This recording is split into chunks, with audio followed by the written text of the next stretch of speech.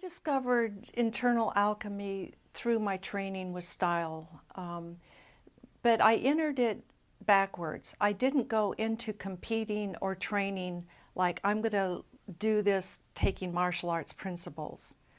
I mean, this was 25 years ago, so a lot of books weren't around then, but I would research everything I could find on the subject because my sister and I were passionate about it.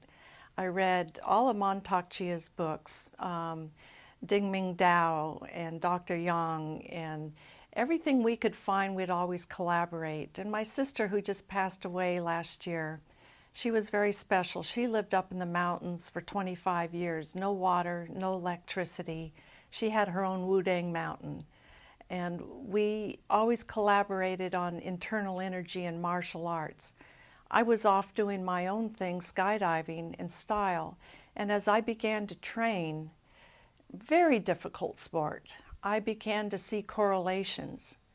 And I would start using the principles, but it wasn't my main focus. So it was very interesting because the way I trained and the coach I had took me way out of the box. He had me train like nobody else in the world was training. So that's where I first started to see the correlation. But as people know with internal martial arts and alchemy, it's not something you push, it's not something you get overnight. It's a contemplation. It's going deep within yourself during training over a period of years, and what I call the teacherless knowledge. And it's when you focus into an extent where you're at an acute focus over a period of time, in a sense, there's no teacher that can teach you that.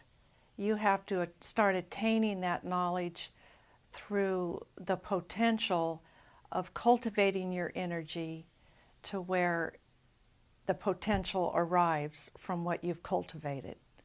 So it's basically building the foundation of internal martial arts, but through actually doing it, I actually built that cultivation through proving out a sport in a very fast mind-body sport. So you have to, at 200 miles an hour, get a real extreme focus, real fast.